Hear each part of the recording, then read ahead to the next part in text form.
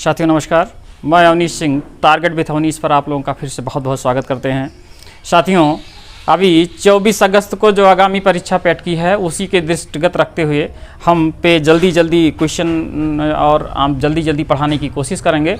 उसमें हमने एंशियंट प्राचीन भारत का कई वीडियो डाल चुके हैं और आज हम मध्यकालीन भारत के विषय में बात करेंगे और इम्पॉर्टेंट चीज़ें मध्यकालीन भारत की इम्पॉर्टेंट जो बहुत ही इम्पॉर्टेंट है जो परीक्षा के दृष्टि से वो हम और मध्यकाल को हम दो भागों में बांट करके एक भाग का तो आज हम पूरा करेंगे, अगले भाग में हम दूसरा भाग पूरा करेंगे। ऐसे ही मेडुअल में दो भाग हम पूरा करेंगे।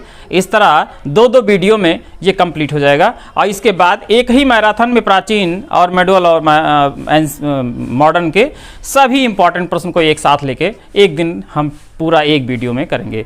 तो आज हम जो पढ़ेंगे वो मध्यकालीन भारत पढ़ेंगे।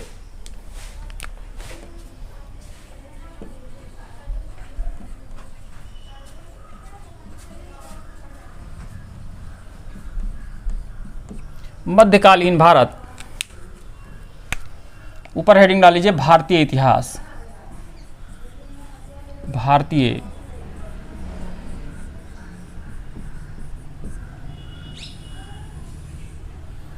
भारतीय इतिहास मध्यकालीन भारत।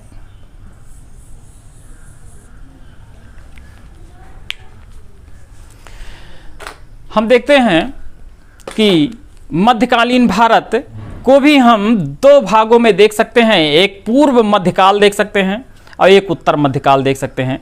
पूर्व मध्यकाल में हम देखते हैं कि ऐसी क्या स्थिति आई कि प्राचीन भारत में का विखंडन हो गया और सामंतवादी लक्षण दिखाई देने लगे। ये समय है गुप्त काल के बाद का समय है, जहाँ पे जमीन है वो किसी को राजस्व लेने के लिए या किसी को दान दिया जाने लगा, या बहुत सारे ऐसे सामंत हुए। जबकि कमज़ोर शासक जैसे ही लास्ट में कमज़ोर शासक हुआ तो बड़े बड़े राजा, बड़े भू स्वामी और अपने आप को सामंतवादी, बड़े बड़े सामंतवादी और बड़े बड़े जो है वो परमेश्वर, महापरमेश्वर इस तरीके उपाधियां लगाने लगे। और राजा, महाराजा धीराज की उपाधि तो चंद्रगुप्त के समय से ही लगने लगा था। सबसे पहला शासक था चंद्रगुप्त जिसने महाराजा धीराज की उपाधि ली थी। उसके बाद हम देखते हैं कि जब अंतिम शासक कमज़ोर हुआ और कमज़ोरी की स्थिति में हर्ष कन्नौज में थानेश्वर से कुछ समय तक जो है शासन व्यवस्था को सही ढंग से चला पाए। उसके बाद पूरा भारत छोटे छोटे खंडों में, छोटे छोटे राज्यों में विभक्त हो गया, जिसमें सबसे ज़्यादा शक्तिशाली ये राजस्थान का जो राज्य था वो सबसे ज़्यादा शक्तिशाली हुआ। और राजस्थान के कई शासक जो है वो बहुत मजबूत हुए, जिसमें पृथ्वीराज चौहान का नाम देखते हैं हम। और अलग अलग बंगाल में देखते हैं। इससे पहले हम 3 शासक प्रतिहार, पाल और जो है बंगाल में हम देखते हैं।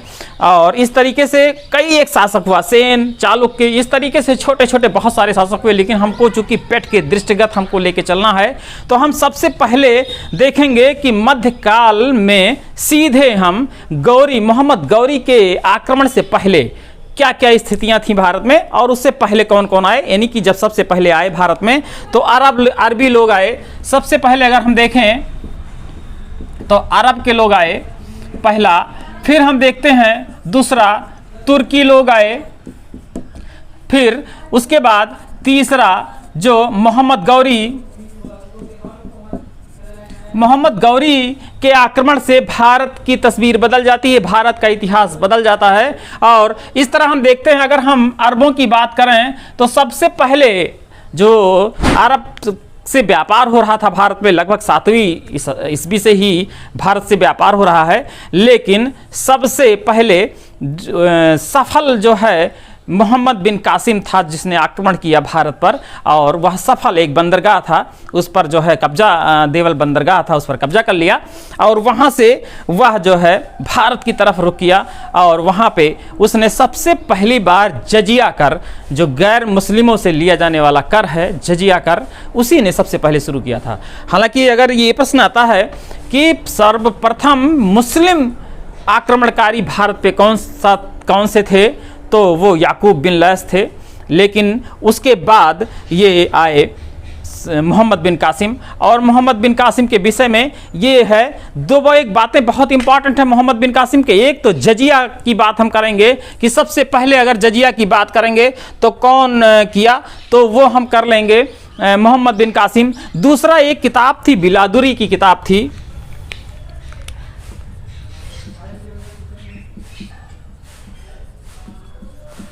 बिलादुरी कृत एक किताब है, किताब फुतूह,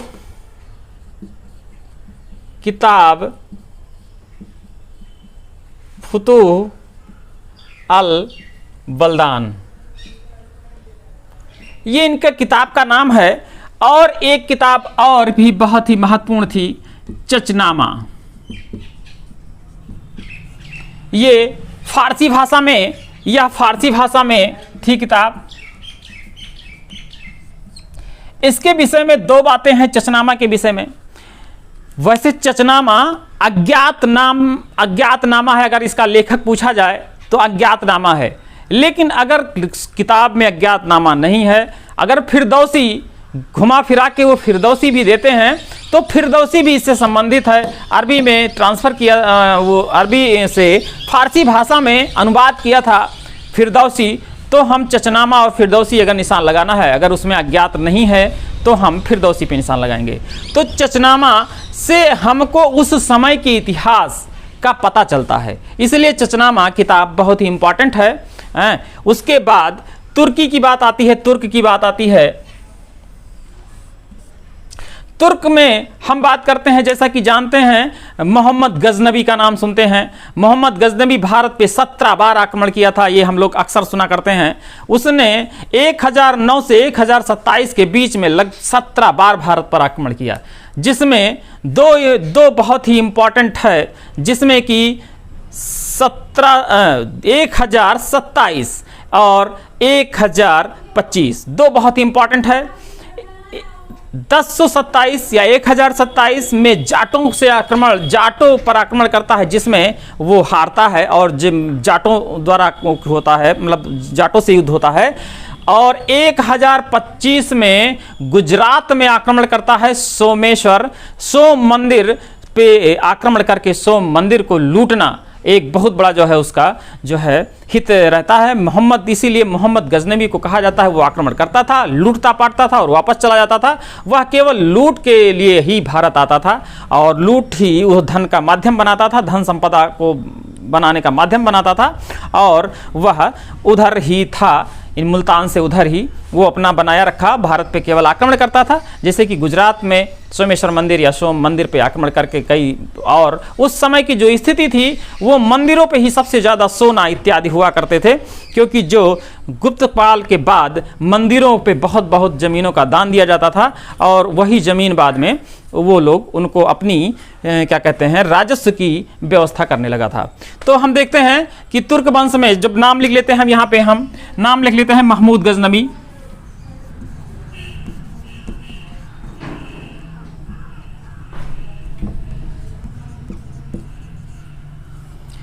महमूद गजनबी,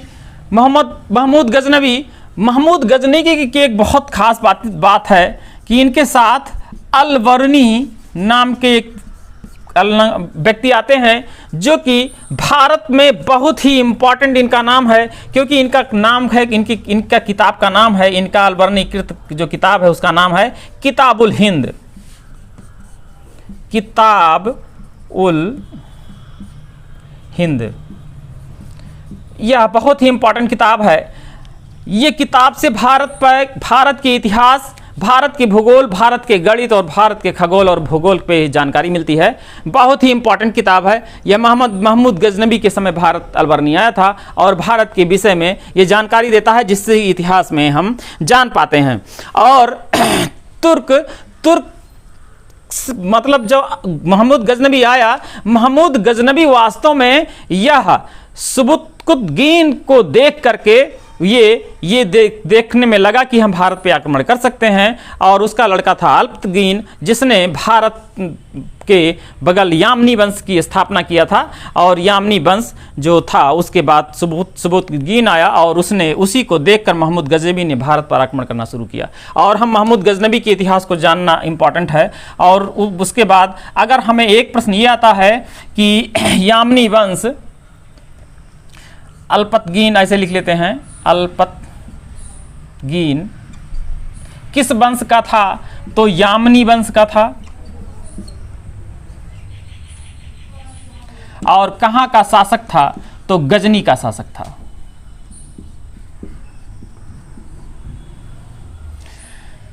ये तुर्क था, अल्पतगीन तुर्क था। अभी हम अरबी की बात बताए थे, अरब के लोग भारत से व्यापार, जिसमें हमने बताया था कि मोहम्मद बिन कासिम, यहां पे हम एक नाम लिख लेते हैं, मोहम्मद बिन कासिम।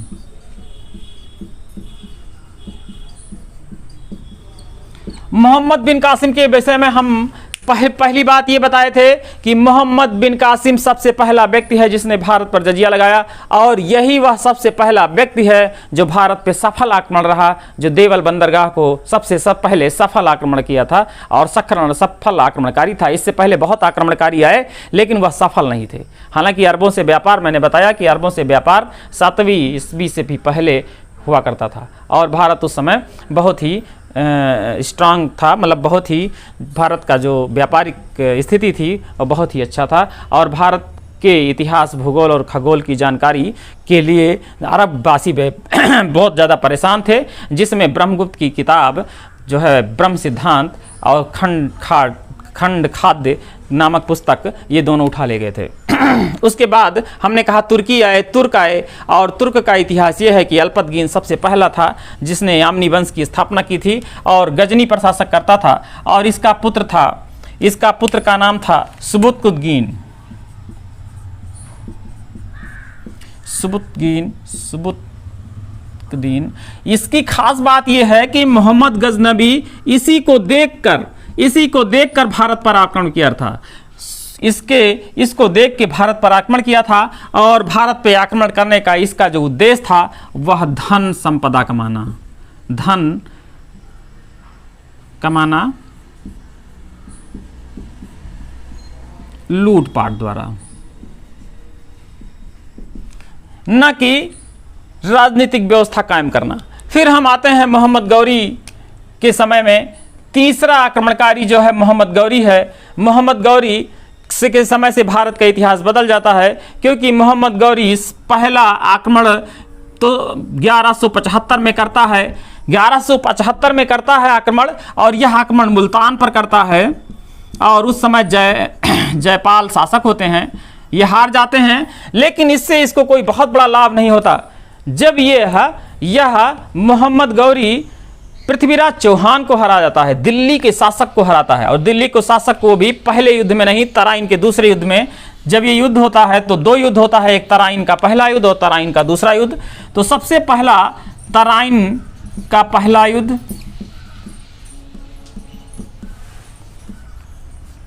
यह मोहम्मद गौरी एवं पृथ्वीराज चौहान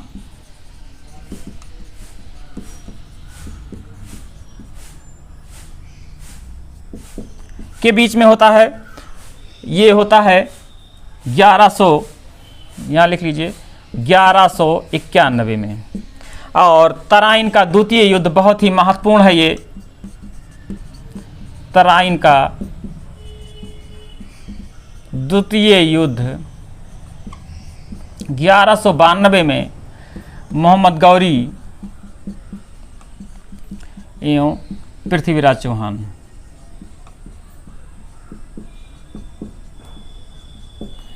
इस दूसरे युद्ध में पृथ्वीराज चौहान हार जाते हैं, मोहम्मद गौरी जीत जाते हैं। यही दूसरा युद्ध पूरे भारत के इतिहास को बदल देता है, और मध्यकालीन भारत में मुस्लिम शासकों की स्थापना हो जाती है। और मोहम्मद गौरी इसी के बाद चंदावर के युद्ध में एक और युद्ध करता है, जिससे कि पृथ्वीराज का युद्ध अक्सर चला करता था।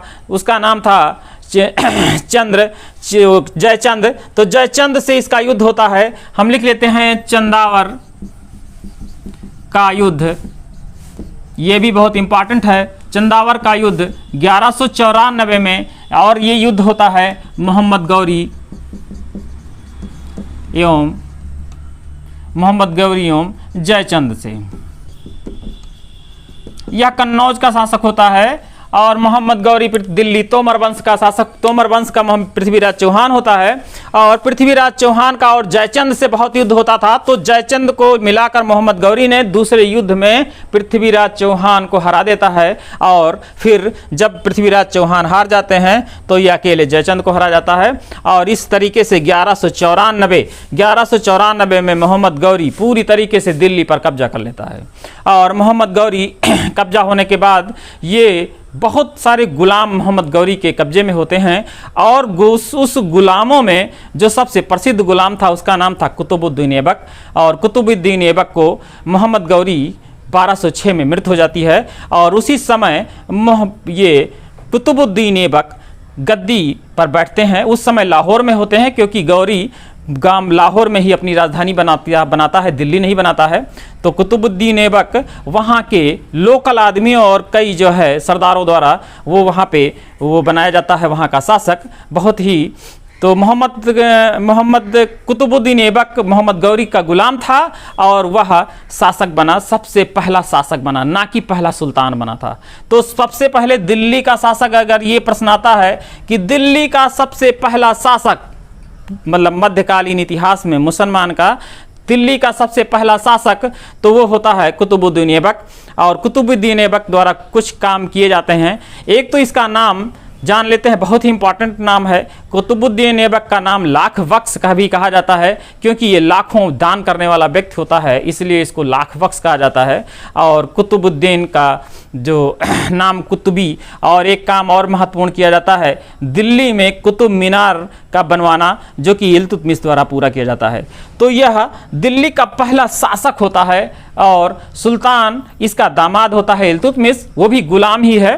तो इल्तुतमिश पहला दिल्ली का, अगर पहला सुल्तान पूछा जाता है प्रश्न में कि दिल्ली का पहला सुल्तान कौन था, तो दिल्ली का पहला सुल्तान इल्तुतमिश था। अब थोड़ा सा इसको आप नोट डाउन कर लीजिए, फिर हम थोड़ा सा क्या कहते हैं कुतुबुद्दीन ऐबक और इल्तुतमिश के बारे में लिख दे रहे हैं। और मोहम्मद गौरी कब मरा है, इसकी मृत्यु कब हुई है, इतना लिखने के बाद फिर हम बताते हैं। इसको साथियों स्क्रीनशॉट ले लीजिए एक।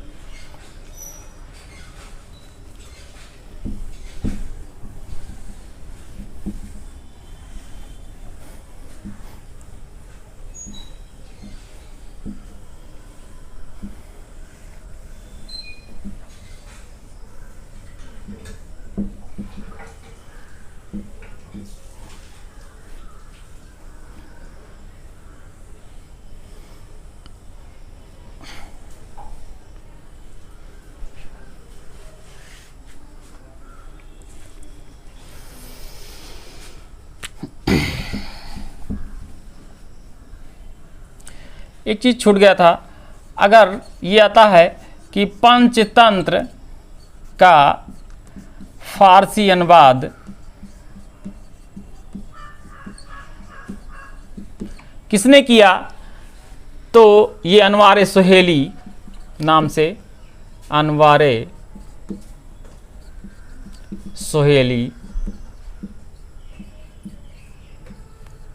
सुहेली पंचतंत्र का फारसी अनुवाद अनवारे सुहेली। और अगर पंचतंत्र अरबी भाषा में क्या है, पंचतंत्र को ही हम पंचतंत्र का अरबी भाषा में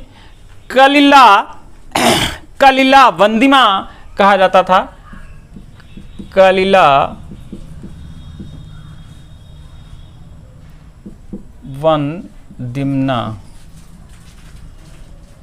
कलिला वन दिमना कहा जाता था। ये दो चीज़ें जान लीजिए, इसको नोट करके लिख लीजिए, ये इंपॉर्टेंट है। फिर हमने कहा था कि अभी मोहम्मद गौरी के बारे में हम बताएंगे कुछ। तो हम लिख लेते हैं कि मोहम्मद गौरी भारत पर 1206 ईस्वी तक मोहम्मद गौरी था, और 1206 से 1210 तक, 1206 से 1210 तक ये यहाँ पे कुतुबुद्दीन ऐबक होते हैं। इनकी मृत्यु एक घोड़े से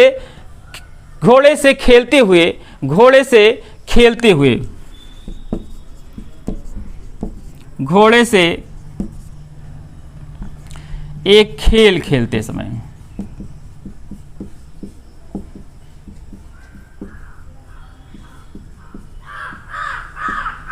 इनकी मृत्यु हो जाती है।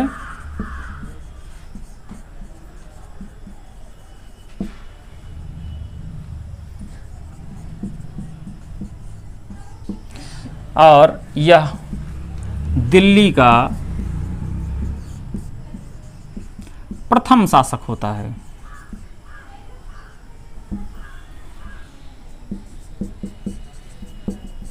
लाहौर में राजधानी होती है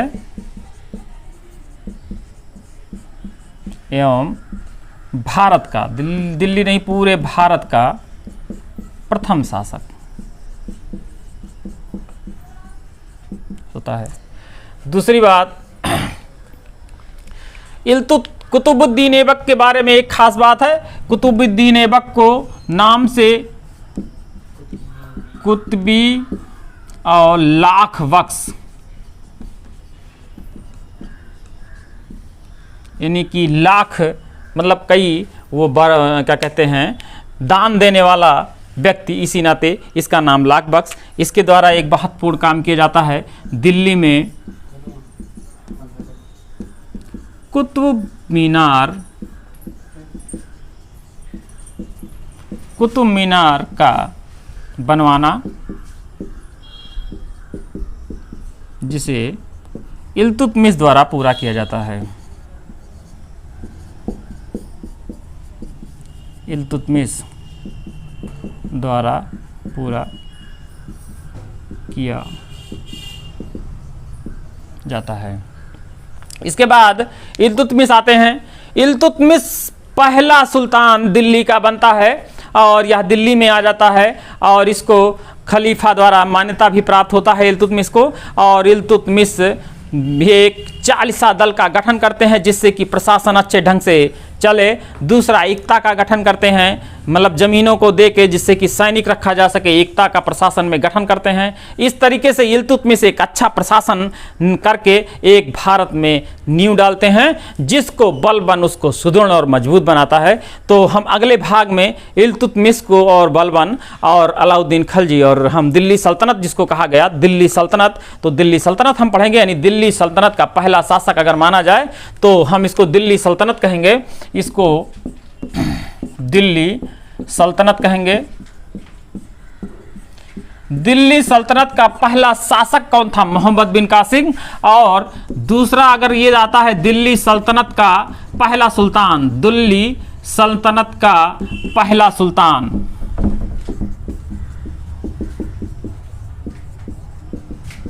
कौन था? तो वह था इल्तुतमिश।